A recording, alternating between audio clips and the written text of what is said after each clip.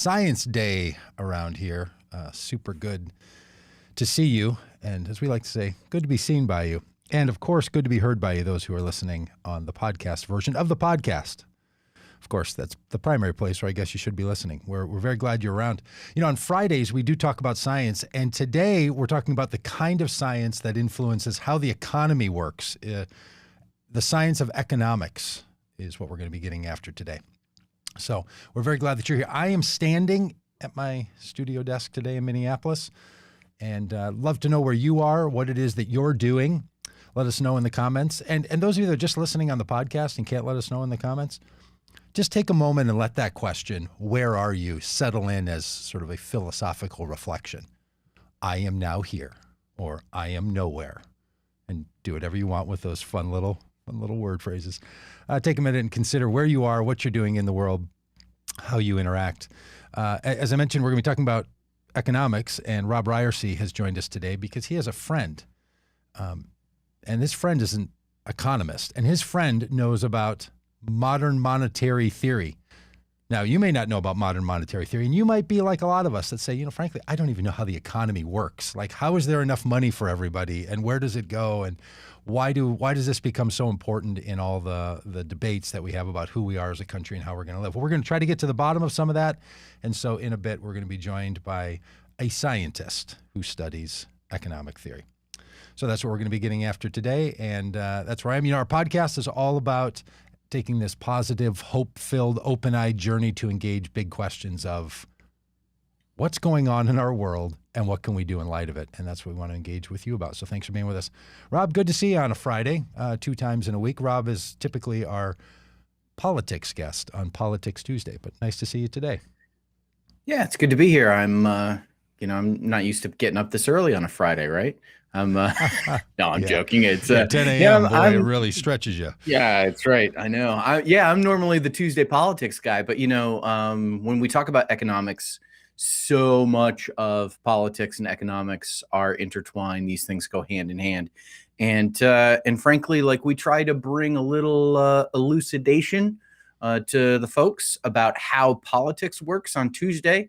My hope is that we can bring a little elucidation about how economics works, and debunking some of the ideas that are just really, really common in our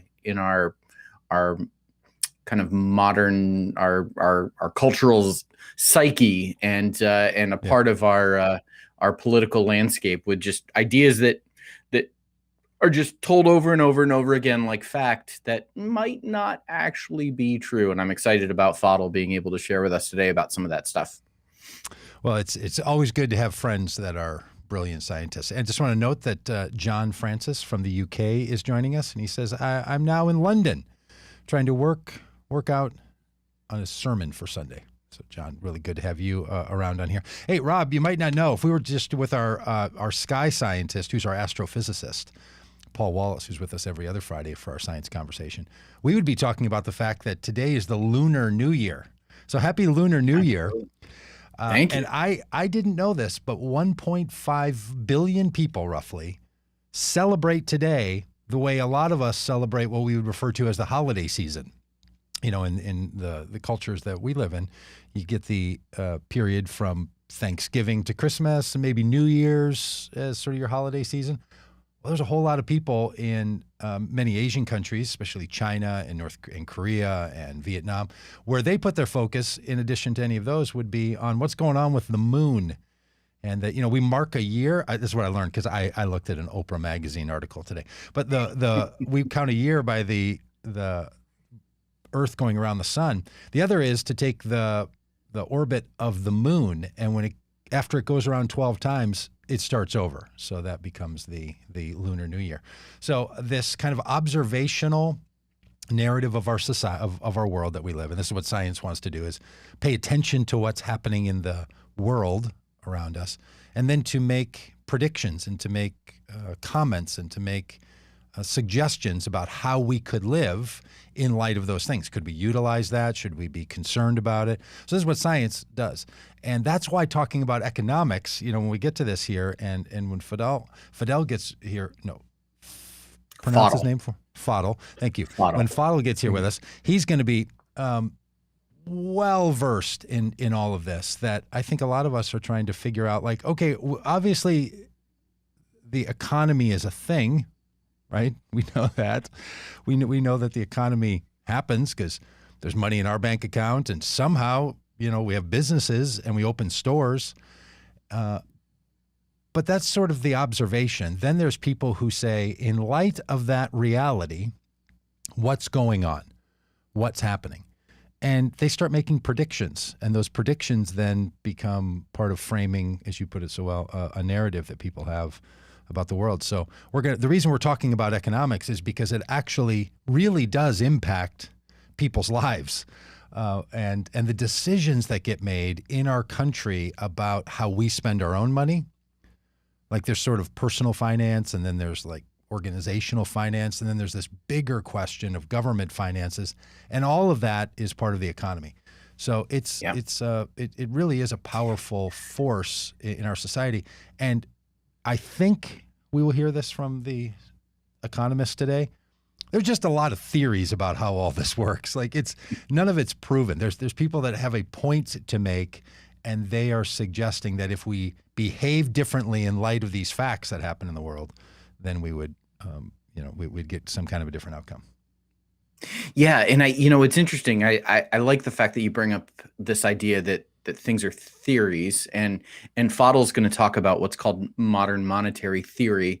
I like using that word because what it does is it forces us to hold these ideas lightly. And I think there's probably a lot of folks that think that economics is a settled thing. And, Right.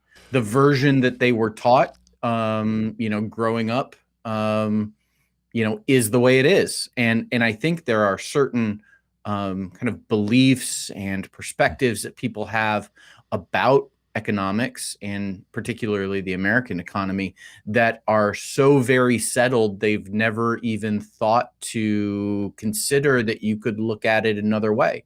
And Doug, both you and I, come from the religious world, where when people begin to hold theories as dogmas, things get dangerous. And I think there's probably a lot of theories that people hold as dogmas when it comes to economics, simply because they've never been exposed to another way of thinking about it. There's a certain amount of to bridge the gap with the sciences. There's a certain amount of like the earth is flat until somebody says, no, actually it's round. Right. And they're like, wait a minute, what? No realization of what could actually be. The economic theory that Fadhel is well known for, and other people are as well, it's not his theory alone, is a theory that's referred to as heterodoxical. It's a great word. In the world that we work in religion, you just call that heresy because it's not orthodoxy. And this idea that it's a heterodoxical monetary theory that other people attack, meaning that there's some set of orthodoxy about what we all agree on is true, and then someone has a view that's outside of that orthodoxy, and they give that a name. And then if you were to Google, and we hope that you will if you're watching the live stream here, or if you are listening on the podcast, you can look in the show notes. There's some links to the modern monetary theory, and it lists all the other theories of the economy that are heterodoxical, that don't match the orthodoxy and get put in that pattern. And this is where economics and other versions of science, the social sciences and the hard sciences, and other areas like religion and art, or I would even go so far as to be very bold and to cross this Rubicon, sports and athletics, they all have an orthodoxy, right? They have a set of standard known beliefs, understandings, and then they have people who say, no, I think we could do it a little differently. And here's the funny thing. In science, and this is what Paul Wallace, who's the astrophysicist and co-host of Every Other Friday's daily podcast on Vote Common Good, says is, Yeah, no, science really likes the unorthodox view, right? That's what you're always pushing for. Most all beliefs in your scientific understanding today were at one time seen as something that it was totally outside of the orthodoxy.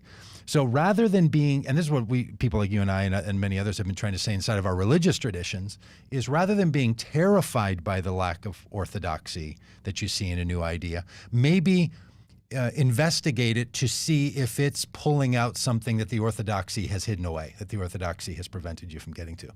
And so you're always balancing in science, and you're balancing in every other area of life. When do you just stay with the tried and true? And when do you break into some new territory and some new way of engaging and some new way of thinking? And that's not always clear, right? You don't want to just run around and have totally bizarre, obscure ways of living, or you end up being, like the insurrectionists and the Trump supporters and many modern day supporters of that hard-edged, radical religious right movement. That's outside the bounds. Yeah, what we're talking about is not conspiracy theories about sciences, about the economy. What we're talking about is an observation of the facts and interpreting them in a different way. And and it's not the type of thing that I really I want to caution people not to think that this is like some wacko conspiracy theory approach that Doug and I are about to launch our own version of Q or something. Like this is not it's not that. This is a challenge to the orthodoxy from a very fact-based perspective. That's well put. That the difference between sort of a radical fringy view is what it does with shared information, and how that information, that data, gets categorized into something we would call a fact, and then how those facts get categorized into a belief pattern. That actually the way we put that, where a set of facts that sort of become dangerous or conspiracy theories are different than what we're talking about, is that it can be a rejection of information that we know needs to be included.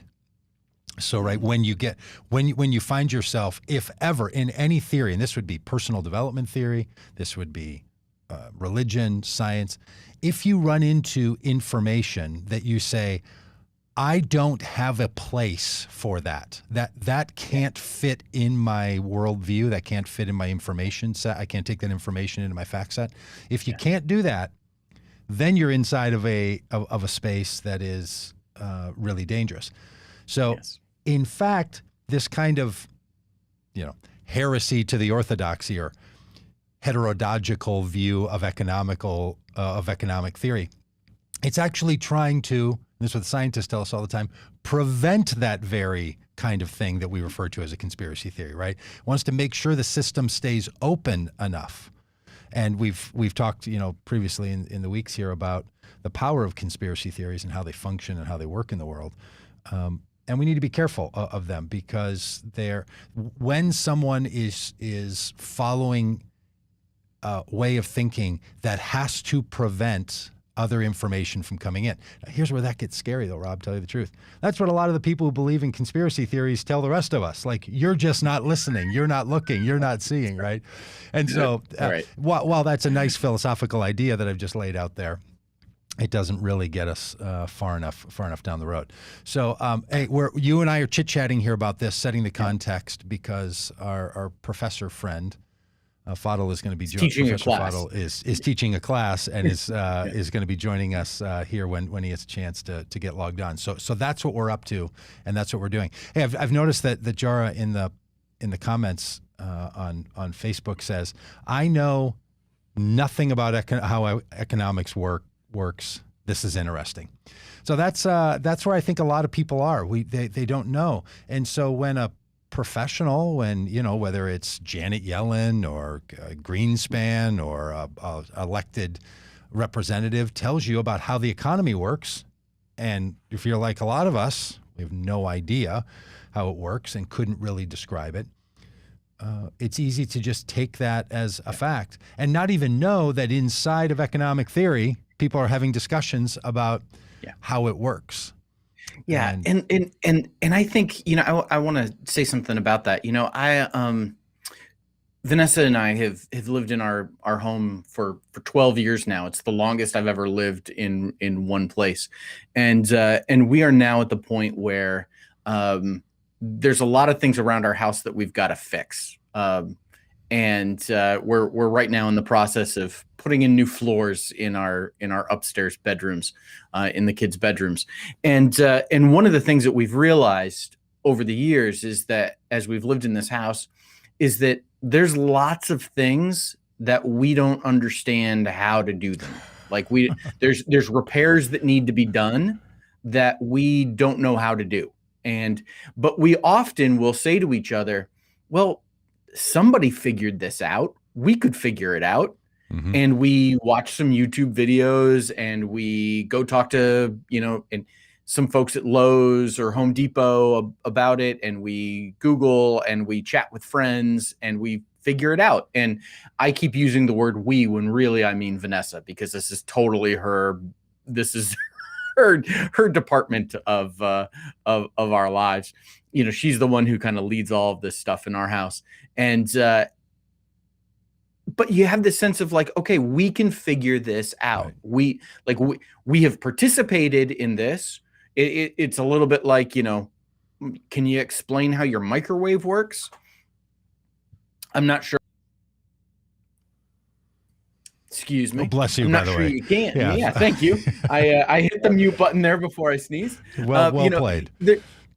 There's so many things in life where, you can't explain, like you take advantage of it, you participate in it, even though you can't explain it. But when you can explain it, when you do understand how it works, there's a depth of knowledge that is just real in confidence that is just really, really important in life. And so I think there's probably some reality, when we think about economics that, everybody participates in our economic system. I don't know how many of us feel confident that we could explain how it works or that we could fix it if we needed to. And that's why, we've got Fadhel with us today, who's hopefully going to, share some light on all of this. Well, Professor, glad to have you with us. Thank you. Rob and I have been lamenting here about the fact that we don't know a lot about economics. We think a lot of other people don't. People in the comments on the live stream are already saying that they agree with that. And then we're talking about how there's sort of orthodoxy and heterodoxical views of these things and framing this larger conversation. So we're glad you're here to help us and to save us from ourselves. Thanks. Thanks for being here. Well, thank you for having me on the show, and thank you guys for having this podcast program. I think it's important for the public in general to unpack a lot of the things that we're dealing with economically, politically, socially, outside of the mainstream kind of corporate media network box. I think this is very healthy for a democracy. So we on this podcast, each day we have a different theme to it, and Friday is our Science Day. So we're glad to have you on here, and I do think about economics as one of the sciences, right? It's part of the way that we understand the world that we live in. Can you give people who don't really know what economic theory is and what economists like you do, can you just talk a bit about sort of how all that works and what the economy is about and how it gets put together for an economist? Absolutely. I mean, fundamentally, economics is the study of the economy.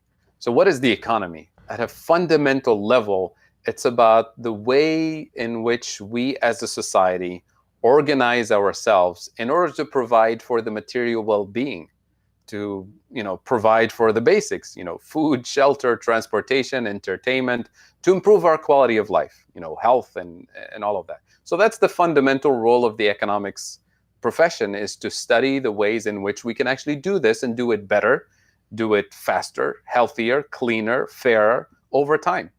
And that's where you start getting different schools of thoughts and different political ideologies involved in terms of defining what's the best way to organize society.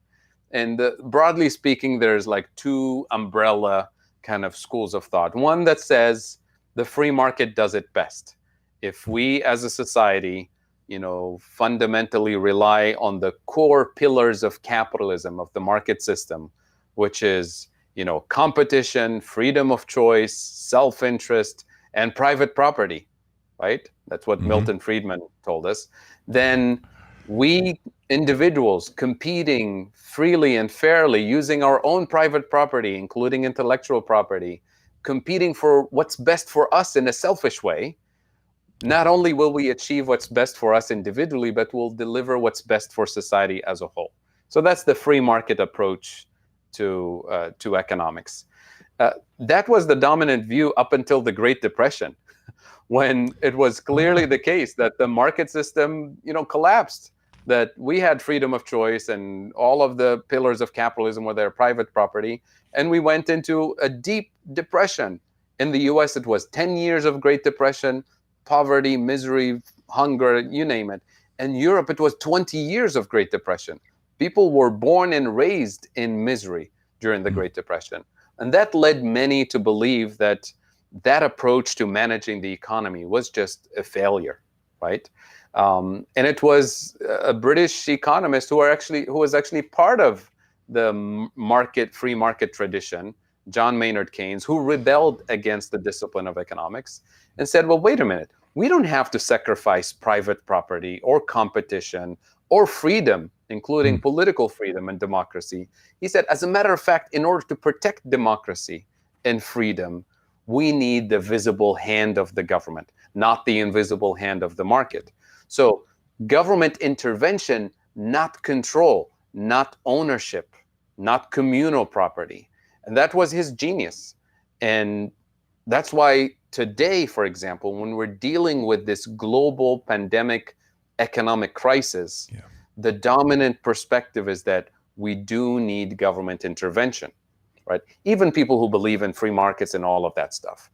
I mean, you've seen Republican, conservative, say, yes, this is the time for government intervention. That's what we learned from Keynes. Prior to Keynes, 20 years of Great Depression in Europe, and the entire profession was convinced that, the market will eventually get us out of this. Just don't do anything about it. And Keynes was like, you can't convince me that 25% of the labor force decided to go on vacation because it's their freedom during the Great Depression. They're unemployed. It's not their free choice. The system is collapsing. So we've learned something. And since then, it's been this back and forth between leaning more on government intervention to boost economic prosperity and lack of government intervention, leaning more on free markets and that cutthroat competition type of idea. That's where we are. That's where we've been for the last 100 years, back and forth between these two approaches. And I don't know this very well, but it seems like what I hear in the public spaces is that the free market people will say, look, the free market really, really works unless something goes wrong. And then we need a little intervention. And then we can get back to the free market working. Am I being too flippant about what they say, or is that pretty much it? That's a good assessment of the dominant perspective, right? That is absolutely true. So those same voices today that say we need government intervention, in about a year and a half, 2 years, they're going to flip and say, well, we're done with government intervention. The market will pick it up from here, right? Which means we as a society, from my perspective, so you can define me as somebody who's coming more from a Keynesian perspective, will never get to that full employment and highest quality of life and highest potential that I think we can afford and we deserve because of that idea that we just do it to save the system from completely, collapsing, but then we'll go back to, business as usual, which means we'll be fully satisfied with 5% unemployment or 4.5 or whatever they say that's reasonable, which means we're fully satisfied with millions of people officially unemployed, millions more living in poverty. We say that's the best we can do. That's what the market will deliver. And that's where the MMT perspective comes in, that says we can actually afford to do much, much better without sacrificing democracy, without causing inflation, without bankrupting the country. And that's I think that's why you asked me to comment Yeah. today. Please, keep going. I Yeah, love this. yeah. So Fadhel, tell us about MMT, about modern monetary theory. That might be a phrase maybe that people have heard or maybe not heard. What is it basically? Kind of give folks who are listening an understanding of MMT. Sure. So first, the label MMT, the theory part, modern monetary theory. It's a misnomer that none of us in the academic circles have invented for ourselves. It was some blogger who created the hashtag MMT and it went viral. So now we're stuck with it. But the best way to think of it is a study of modern monetary systems. And the phrase modern monetary systems or modern money is not a new concept that we invented. It was actually Keynes in the 1920s and 30s who wrote about modern monetary systems, like how the capitalist monetary system operates. And he said it sarcastically. He said, by modern money, I mean the last 3,000 years. This is how monetary systems operate at a fundamental level. So it started as a joke, and then some blogger made the hashtag MMT, so now we're stuck with it. So the best way to approach this is to think about MMT as an analytical lens, as a way of looking at how the monetary system that we have in the US today and other parts of the world functions. Who creates money? What does it mean for the government to spend more, spend less, tax the population? What's the meaning of the national debt? And the following observations immediately emerge if you take this approach. Number one is recognizing that the government is the issuer of the currency, the federal government, not state and local municipal, right? So the first distinction is that there's two categories here. There's some of us who are users of the dollar. That's you and I. That's your city council. That's your local state, businesses, households, consumers. We're all users of the dollar. We don't get to create it. It's illegal. You go to prison for a long time. You do it if you counterfeit. The only entity that can the only entity that can do this, the entity that has the power of the purse, is the U.S. federal government, right? And then the U.S. federal government delegates that exclusive privilege to some licensed entities. We call them private banks. They're giving a license to create money via the fact that they issue credit. They lend money. They have a banking license. They're regulated as such. So they don't print money, but they create money through the process of lending. And we can go into that. But fundamentally, that right is exclusive to the federal government and its agents, these agencies that have the right to kind of outsource that capacity. Because we don't want the federal government to micromanage every car loan in the country, right? So we outsource that money creation process to private entities under certain rules and regulations. And those initial rules and regulations, which most of us have forgotten by now, and MMT reminds us of, those rules and regulations actually resonate quite a bit with the name of this podcast, which is the public purpose and the common good, right?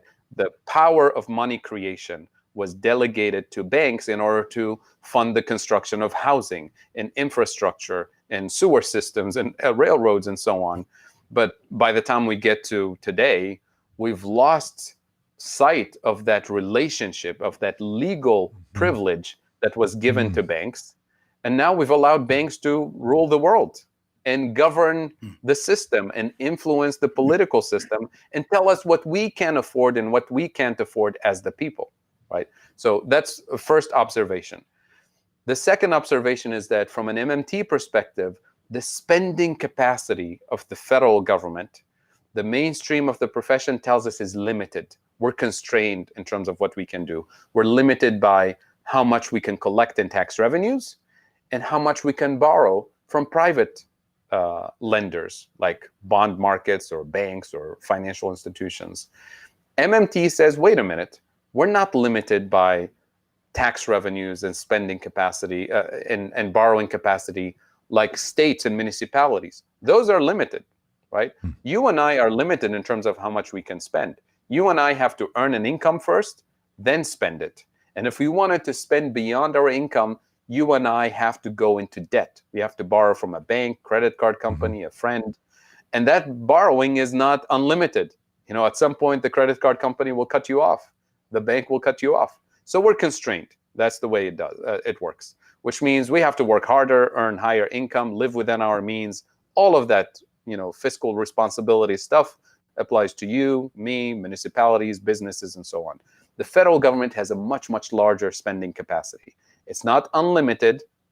And I always say it twice. It's not unlimited. It's constrained, and it's limited by the risk of inflation. In other words, what determines the risk of inflation? Because that's going to tell us how much spending capacity we can afford to have better health, better education, better everything. That risk of inflation, according to MMT, is determined by two fundamental things that are very intuitive for most people to understand. The first one is the availability of productive capacity. In other words, if we have skilled workers who are unemployed, if we have raw materials, technology, productive capacity to produce more, if we spend in that area, it will not cause inflation. But if we run out of productive capacity, if we run out of doctors and nurses and hospital beds, and we want to spend more on healthcare, we're going to cause inflation. I'll give you an easy example. Let's say, tomorrow we declare that, dental hygiene, dental care is a human right, and every person in this country deserves it, and the federal government is going to pay for it. Amen. And President Biden declares, pick up the phone, call your dentist, and schedule an appointment. It's a human right. So I pick up the phone, call the dentist, say, yeah, we're happy to take you. The next available appointment is 2033. When would you like to come? And then they say, well, if you really need to come in next Wednesday, we're happy to take you. We have this golden premium membership that costs $10,000 a month. We're happy to take you next Wednesday. So we haven't really done anything to change the system. We just made it impossible and more exclusive and more expensive, because that's going to cause inflation. Why? Because we don't have enough doctors and nurses and hygienists and so on. So the productive capacity is really key in preventing inflation. The good news about productive capacity is that it's producible. We can train more nurses, more doctors. We can build more hospitals. And that creates millions of jobs and improves our quality of life. So that's the easy part of the inflation constraint. The second one is challenging, and I think the second one will be more interesting to your audience in particular. It has to do with abusive market power. When you have key corporations who can raise prices because they can, right? Think of health insurance companies, Wall Street, big oil, big tech. You can't really, internet companies. I don't know where you live, but where I live, they raise the price every other month, and there's nothing you can do about it. There's no alternative, right? They divided the country. So that's what I'm talking about. The abusive price setting behavior of key corporations. That kind of inflation, you can't really get rid of it by spending more or spending less. You only get rid of that abusive pricing behavior and inflation risk by taxing and regulating their market power out of existence, which means you make those markets more competitive, more democratic, which means whose job is that? It's the 535 people we send to Washington, D.C. Their job is to tax and regulate and make the market fair and competitive for us. But here's the problem. If the 535 people we're talking about are mostly funded by super PAC money from those companies, then we're in trouble. Then we don't have a government of the people, by the people, for the people. We have a government of the super PACs, for the super PACs, by the super PACs. And to finish this idea, that's the market power that suffocates our spending capacity and denies us healthcare, education, you name it, all the other things that we deserve and we can afford. Yeah, Fadhel singing my song there at the end. That's fantastic. So a couple of follow-up questions I want to ask you. Maybe someone's thinking, okay, so and here's the heresy that Doug and I were talking about earlier. So you're suggesting that the purpose of taxes is not to fund programs and to fund initiatives by the government, but the purpose of taxes is to provide some kind of regulation? Right. So that's the third observation that comes from an MMT perspective. Go ahead. I didn't want. Well, I was going to say, I just want to pause for a second on that question, because Rob, it feels like you know that question well. You've thought about it before. Professor, you've obviously thought about it before. I've never thought about that before, so I'm guessing some listeners haven't. Rob, I think it's worth just sharpening it, just saying it again to sharpen it in people's mind, to make this contrast from what we hear all the time. Yeah. There is a common refrain that we hear from politicians and people that are running for office. They talk about taxes as revenue, and we raise taxes, we collect taxes so that we can fund, and we being the federal government raises taxes, collects taxes so that programs, initiatives, investments, whatever term they use, entitlement programs can be funded. And you're suggesting, Fadhel, that that's not the way things are actually funded. And there's a different purpose for why we collect taxes. Absolutely. Blow my mind. Hit us. Yeah, absolutely. This is, all of us, when we discovered this was like the world is upside down, right? But, it's a tough pill to swallow. The earth is not flat. The earth is not flat. By the way, if people are interested in this, the best book to read, which is still on the New York Times bestselling list, is Stephanie Kelton's book, The Deficit Myth. Highly recommended, very accessible book. So here's the idea. You and I, states and municipalities, operate under a different framework than the federal government.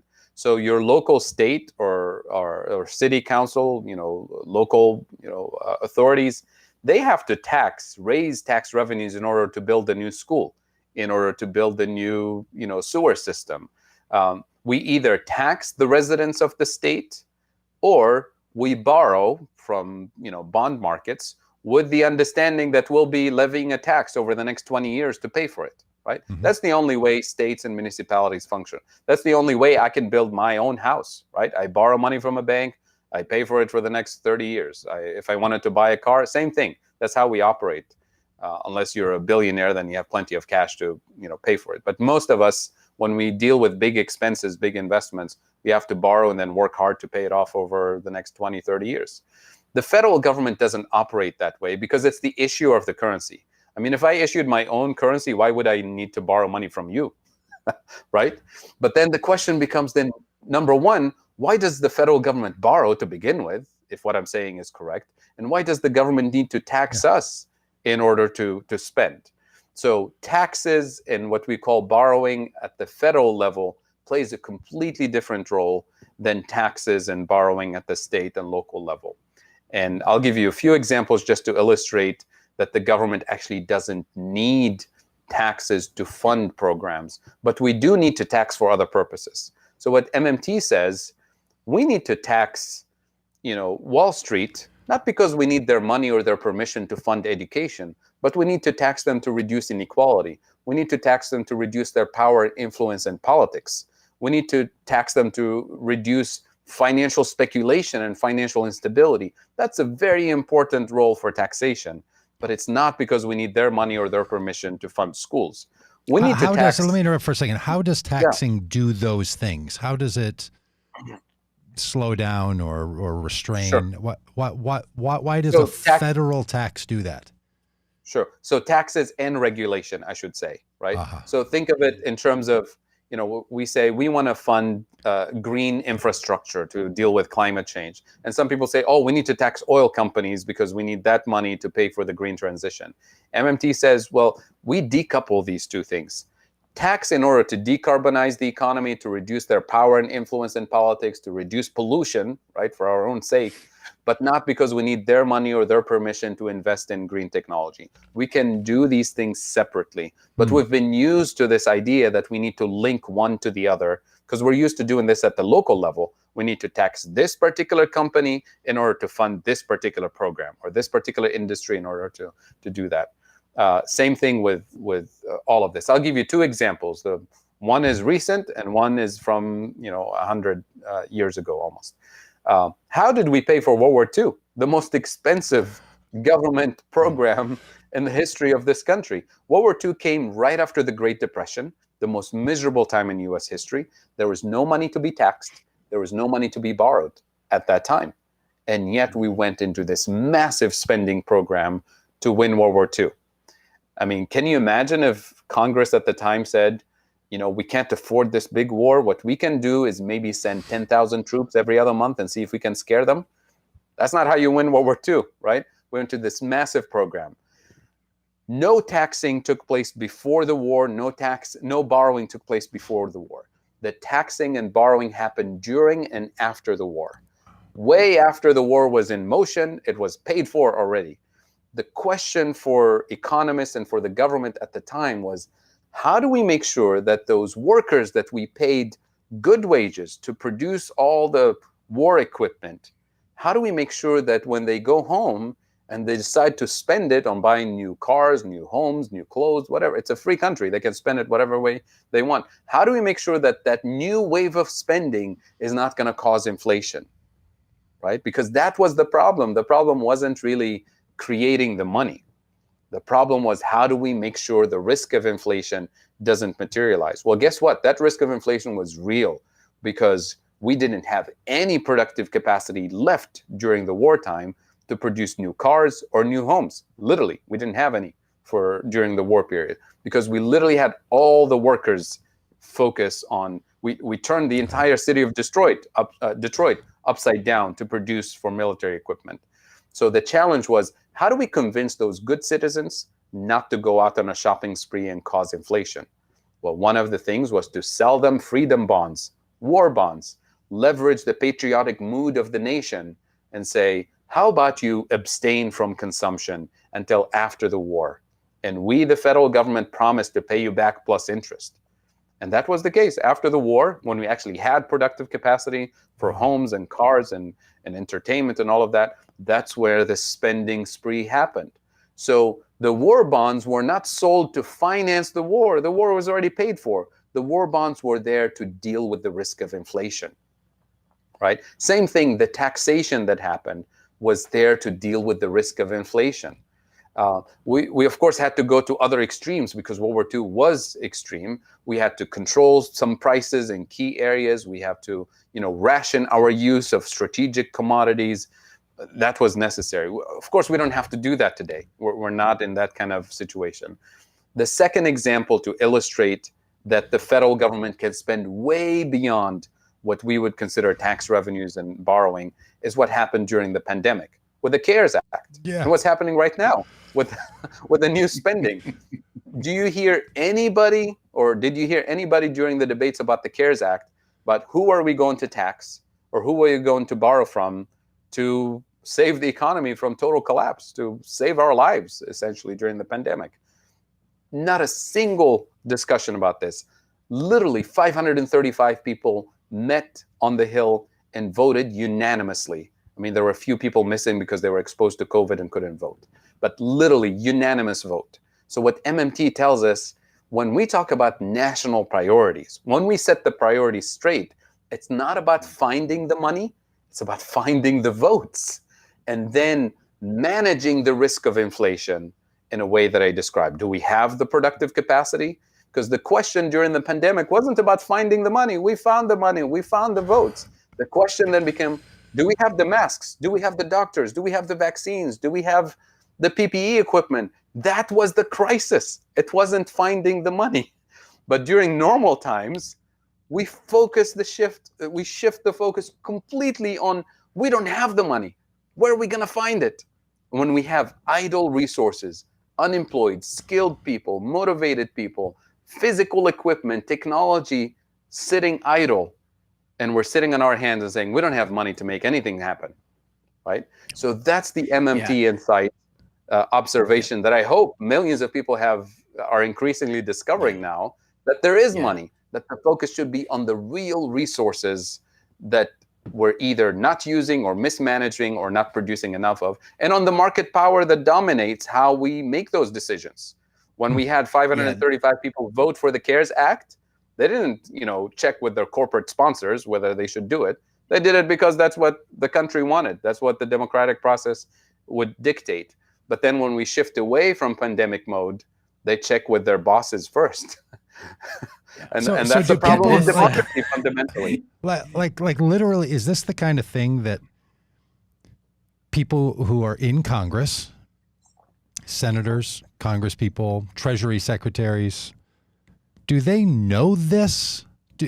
Or are they, when you share this with them, are they like us, or me at least, where my head is like, okay, hang on a minute. I didn't know or think that the federal government's role of taxing was different than state and municipal taxing.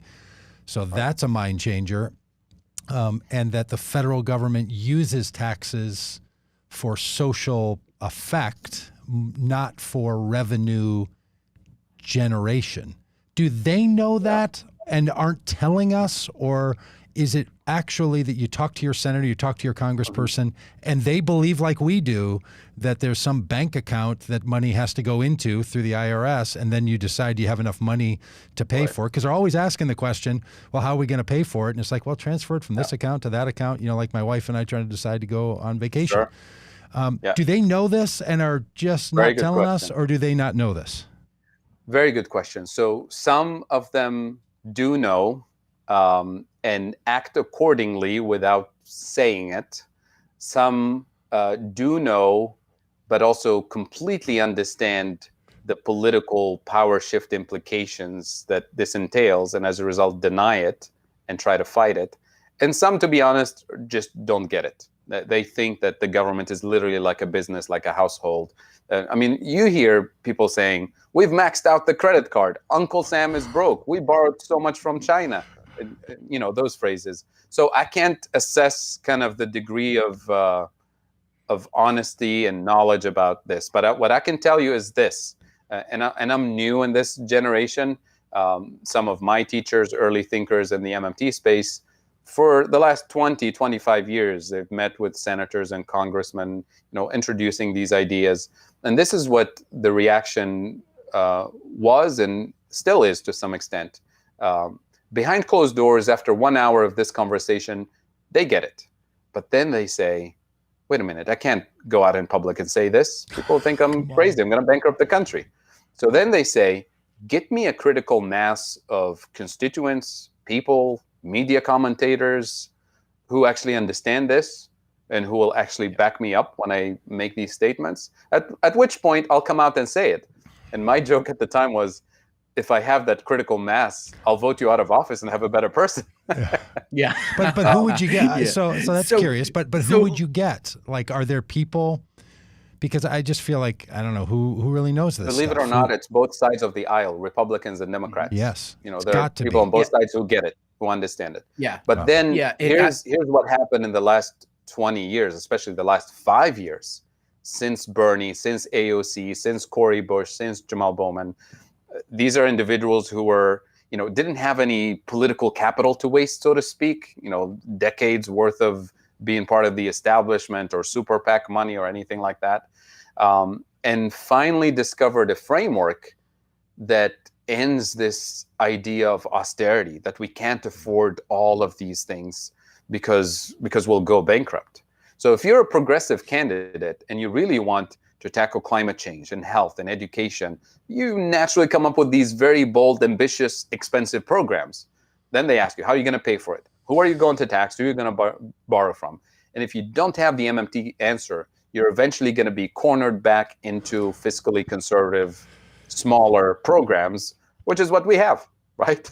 That kind of fluctuates a little bit. So what we've had over the last few years with these candidates, with MMT economists becoming a bit more prominent, like Stephanie Kelton was Bernie Sanders' chief economist in the Senate in 2015, his chief economist during the campaign in 2016 and the 2020 campaign, and quite a bit of the financial media paying attention to MMT because of the observations and statements made by mainstream economists against MMT were proven to be wrong. So somebody like Larry Summers keeps saying MMT is voodoo economics, doesn't make any sense. And the financial press says, yes, Mr. Secretary, we get it that you don't like this approach. You think it's crazy, but you haven't told us why. And you haven't really convinced us that you have a better answer that explains why all of your predictions for the last 20 years have been flat wrong. Wrong about inflation, wrong about interest rates, wrong about the deficit, wrong about all of these things. So in the meanwhile, Mr. Secretary, we're going to keep listening to these MMT economists because sure, they have crazy new ideas that we don't fully understand, but they're certainly making more and more sense. So the burden of proof is now on the mainstream that has admitted they have no reliable theory about inflation, about the deficit, about any of this stuff. So gradually we're gaining more prominence to the point that 5 US senators last year brought a resolution to the floor to condemn MMT as dangerous for the country. Because if we follow MMT ideas, we're going to have hyperinflation and all the stuff that mainstream economics claims, and so we've proven to be wrong. Yeah. Let me just jump in for a second. With kind of the answering the question of like, do our leaders in DC know about this? Two stories. One is it was, I don't know, maybe a year and a half ago or so. I was sitting in Washington D.C. at an event where Fadhel was presenting ideas and principles of MMT to candidates for Congress, helping them to be able to answer the question, how do we pay for it when it comes to Medicare for all or the Green New Deal or those kinds of things, answering that question, how do we pay for it? And I was sitting next to Jamal Bowman, who is now a congressman from New York City. And Jamal kept turning to me and saying, this is so awesome. This is so awesome. About 10 times during Fadhel's presentation, Jamal would just turn to me and say, this is so awesome. So we've got leaders, and Cori Bush was in the room that day as well. We've got leaders who know about this, and there's leaders, as Fadhel just mentioned, on the other side who know about this. I think the most recent mention of MMT in Congress was by Doug's favorite senator, Rand Paul, who was railing against MMT. He's not. I just need to be on the record here. I need to be on the record. That is mean-spirited sarcasm. That is all that is. Is MMT being kind of the polar opposite of libertarianism and bothering him so much. So I think my guess is the vast majority of Congress doesn't know, but they act like their rhetoric and their actions don't match, and we can see that with the stimulus packages that have taken place. There's rhetoric about how are we going to pay for it and all of that sitting down at the kitchen table with your checkbook and trying to balance it. But then when we're in a crisis, their actions betray that the reality that that's not actually how things work. Right. And then you've got those kind of on the edges who understand this, those who are in favor of it, and those who are like Rand Paul who are trying to resist it. So be gentle with me here. Pretend I don't get this. I haven't thought about this as long as the two of you have. I'm having a hard time separating out which things this is. Obviously, there are proposals that go along with the modern monetary theory, MMT, that people don't like. So is that this, or are you saying, is the idea that the federal government's role in taxation is not to take in revenue to have it in a bank account to spend, and it's rather to influence the conditions of behavior? Is that what you're saying? People like, does everyone agree that that's the role of taxation? Like, people on all sides do all economists agree that that's the function of taxation? So if Janet Yellen was listening to this, and former Treasury secretaries from all sides, would they all say like, well, yeah, we all, of course, that's true. What the Professor Fadhel said about how why we tax and what the function of federal taxes is, yes, that's true. In light of that, here's how we should behave.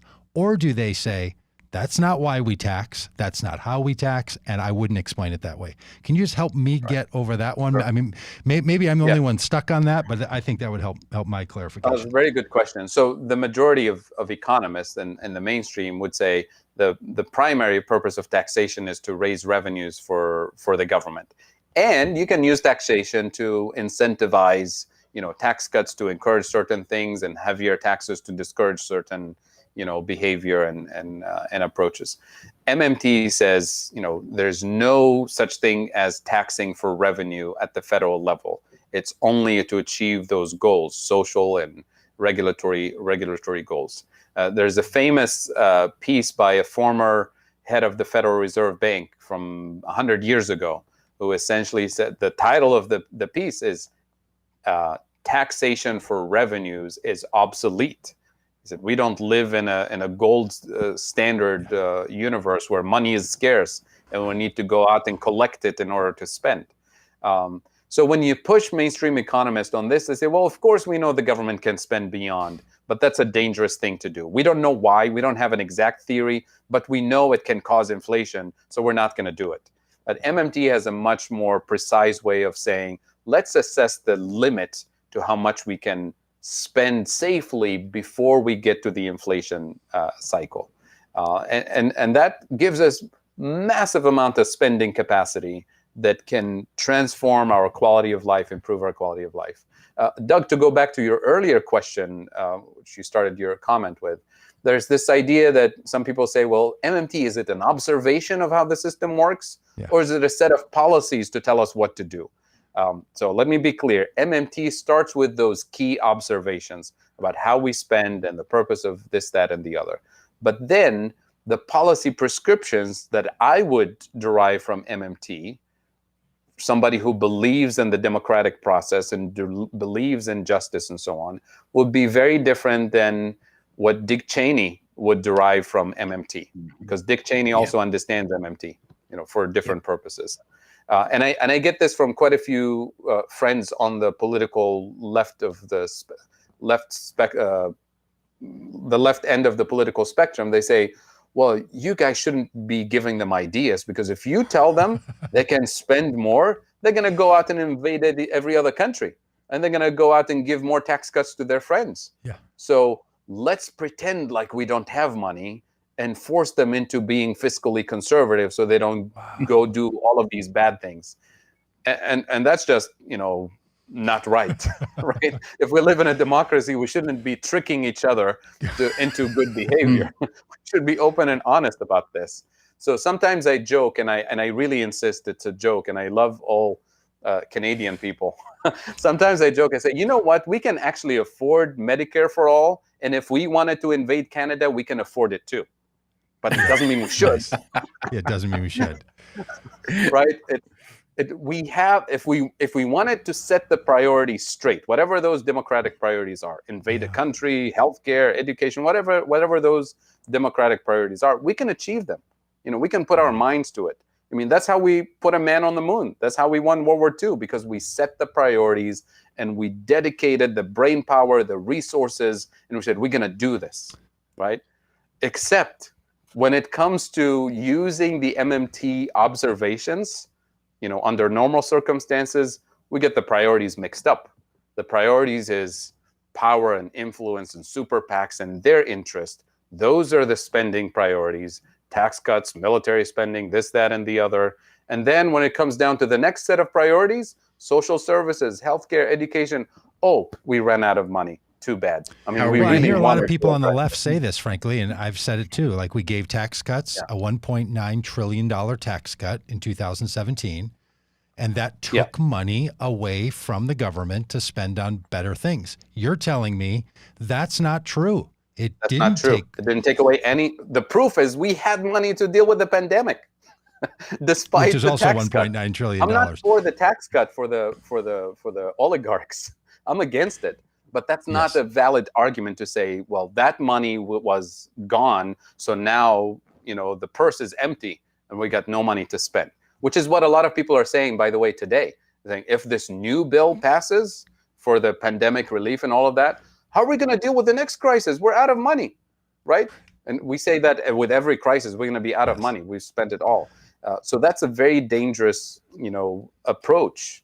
I mean, literally dangerous for our lives, right? And thank God we have some common sense outside of the economics profession that says, spend. You've probably heard the governor from West Virginia, with his beautiful expression says, "This is not the time to count the cows," or whatever the expression was. Yeah, don't count the legs, count the cows. Okay, so here's the other phrase that comes up all the time, and maybe you're going to say, move to Denison College and enroll in my economics major. I hear the phrase all the time, deficit spending. You've talked about inflation, which is on one side. The other side is deficits. I feel like I'm about to leave this and write some Facebook post where it says the government can spend as much as it wants, knock this stuff off, which I've sort of always believed, but didn't really know why. I thought I was just being foolish. Is deficit spending, should that be a phrase and something we worry about? And can talk me down from the belief that I'm forming right now that it's unlimited, because you started this whole thing by saying, I'm not saying it's unlimited, but I've listened now for this period of time and I'm saying, oh, he's saying it's unlimited. So it was a good correction and I clearly can't help myself from saying it. Sure. But is deficit spending a thing and is it unlimited? So imagine, Doug, you have access to the largest lake of fresh water on the planet. It's right there in your backyard. Does that mean you should drink all of it? You drink whatever you can handle. You use whatever you can use for, watering your farm or whatever. So, conceptually, it's unlimited, right, for your uses, but it doesn't mean you should consume all of it. Similarly, you can think of the federal government having unlimited capacity to issue its own currency. Nobody says you can't, but it doesn't mean you should.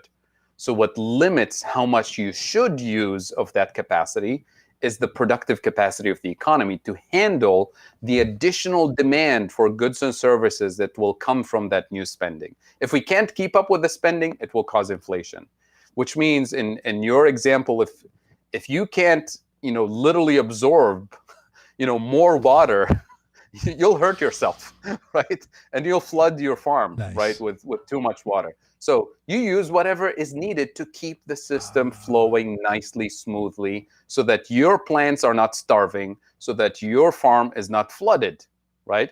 Just enough to keep things going at the right pace. Just enough so that you're not dehydrated, so that you're not also blowing up your stomach with excess water. So that's really the right metaphor for it. It's there. It's not limited, but we should use it wisely on our priorities. And what we're doing right now, we're artificially suffocating our people, starving them, suffocating the economy, because we believe that we have no money to spend, right? And because of this myth of the deficit. And to answer your second question about the deficit, deficit spending, my favorite way of articulating this to the average person, and this is stuff for the average Joe, right? Pun intended here, for the average person. When we say the government deficit is too high, it's unaffordable, what I say is, let's focus on the deficits that matter. Because the federal government deficit is not like my deficit with the bank. That's a serious financial burden. The federal government can't run out of its own money, right? Here are the deficits that matter. It's the deficit of infrastructure, deficits of health, deficits in education, deficits in PPE equipment, deficits in vaccines and vaccine delivery today. These are the deficits that matter. In terms of the debt, it's the debt, the climate debt, the reparations debt, the social justice debt. Those are the debts that matter. It's corporate debt, it's household debt. These are the real burdens. But the federal government debt is not the same thing as my debt, because the government can't run out of its own money, right? We can always manage the national debt as long as we serve the economy and deliver the things that we need. And then finally, on the deficit thing here, if you think of it this way, people say all of these progressive programs are too expensive, right? What I say is the cost of doing nothing is too expensive. The cost of doing the right thing is actually the cheap version.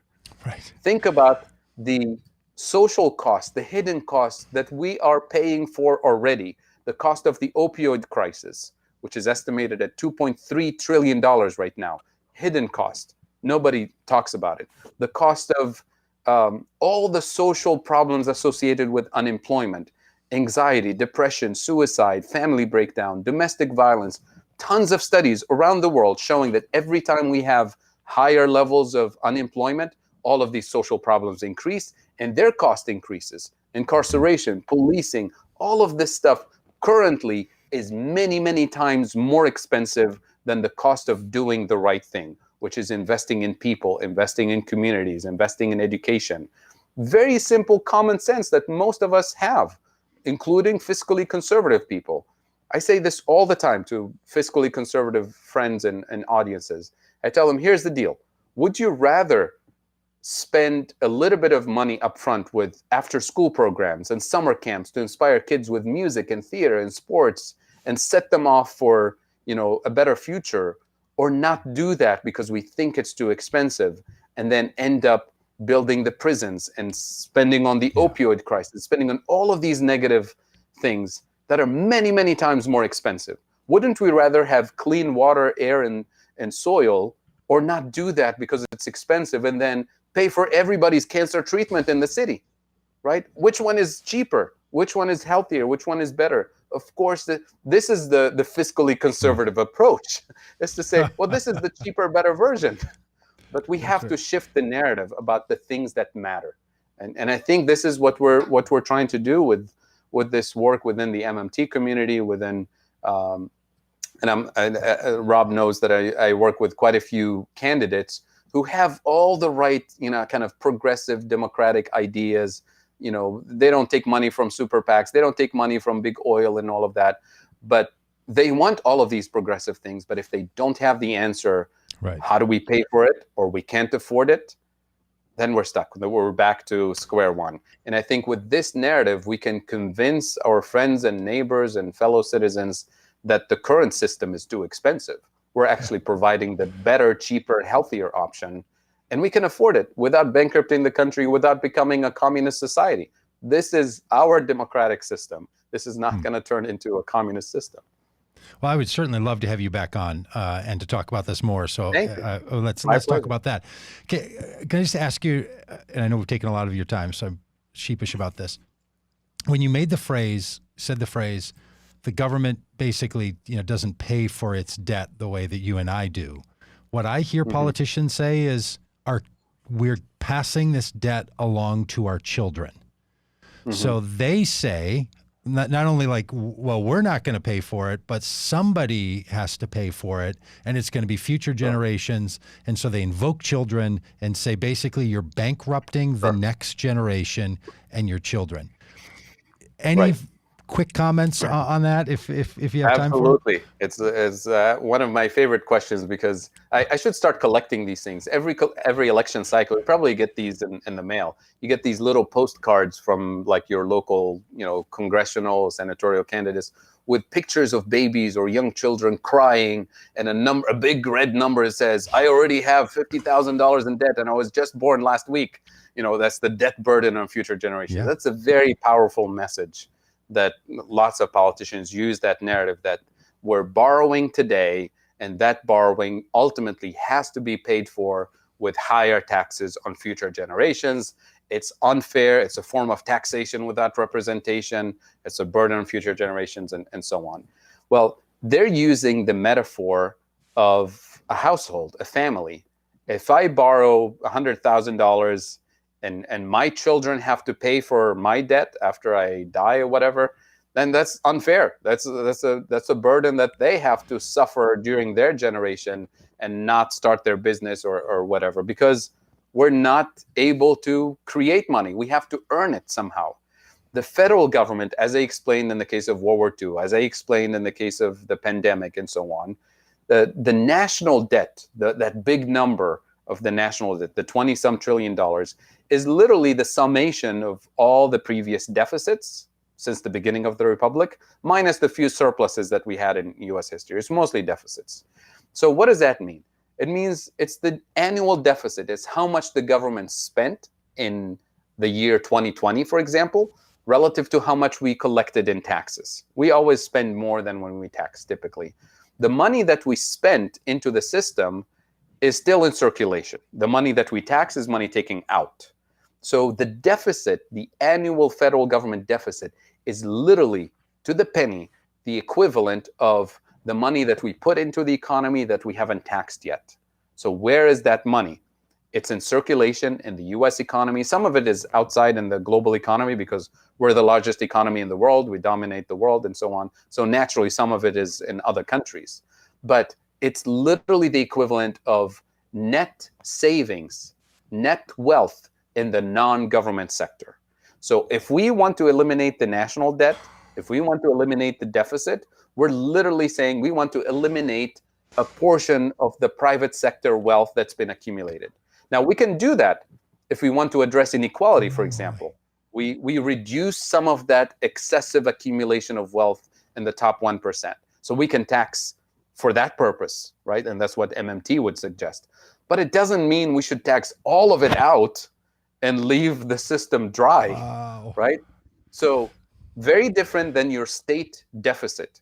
Your state is a user of the US dollar. So when my state borrows to build infrastructure, to build hospitals or whatever, it needs to pay for it in the next 20, 30 years with taxes and levies on school districts and so on in order to pay for that investment. Because the state of Ohio didn't create those dollars. The state of Ohio borrowed them from somewhere and needs to give them back plus interest, right? Very different than you and I, right? You and I don't have this privilege of spending beyond our capacity. So the fact that the national debt is increasing over time is natural. It's part of the system. It's not a burden on anybody. So when those government bonds come due after 5 years, 10 years, 20, 30 years, that's how the Treasury issues bonds. When they come due, the holders of those bonds go to the Treasury and get their principal and interest payment guaranteed. The federal government can't run out of money to pay to meet its commitments. But what the federal government needs to worry about is the risk of inflation, not the risk of not having money to pay interest on the debt or to pay the principal. We know we always can. Remember that big lake you have in your backyard? You have plenty of water. What you need to worry about, does your farm actually produce enough food to sustain your family and your community? That's what matters. Not, am I saving enough water for, to pay interest or whatever?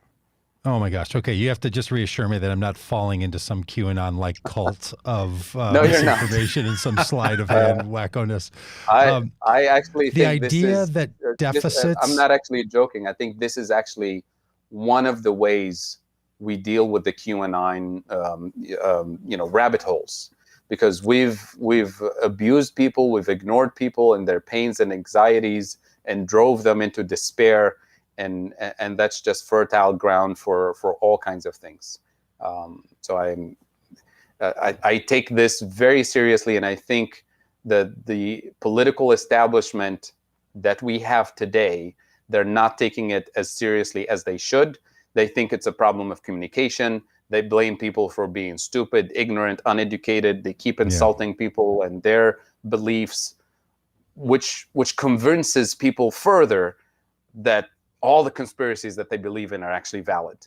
And I think that's the most dangerous thing that we've done over the last few years, just ignoring this, especially in this part of the country, in Appalachia and the Midwest and rural areas. It's not a problem of communication. It's not a problem of education. There's some of it. It's not a problem of racism. There's some of it, of course. I'm not going to deny that. But fundamentally, this is a problem of the political establishment depriving millions of people of better quality of life and forcing them into despair, forcing them into blaming the other, blaming people outside of this border, blaming China, blaming Mexicans, immigrants, this, that, and the other. And of course, somebody like Trump shows up and tells them, yeah, I'm going to fix it for you. I'm going to build a wall. I'm going to stop the Chinese. I'm going to stop the Mexicans. And that just sets people on fire and drives them into all of these rabbit holes that we need to get 70 some million people out of those rabbit holes. That's a big challenge. It is. Well, I would love to have you back on. I have so many questions about this, Rob. Maybe you do too, about sort of where this can go and how it can go. There's just so much. So thank you so kindly Thank you for this. for the opportunity. Really, really great. Really great to have you on. And please accept our invitation to come on again. Happy to do it. Thank you again for the opportunity and for everything you're doing on this show. You bet. Thanks, man. Take care. All right. Bye-bye. Well, Rob, that was spectacular. My mind is Fadhel's blown. fantastic. I mean, the idea that deficits is the money that's not yet taxed. Hold your proverbial, and perhaps, I don't know where you're listening to this, literal horse. That is not how anybody I've ever heard describe a deficit, that it's the money that yet has not come into the purview of the government to yet be taxed. Holy moly. Yeah. All right. Good stuff. Hey, I hope you enjoyed. I think we've had a fabulous 2 weeks of the Vote Common Good podcast. We've had a lot going on.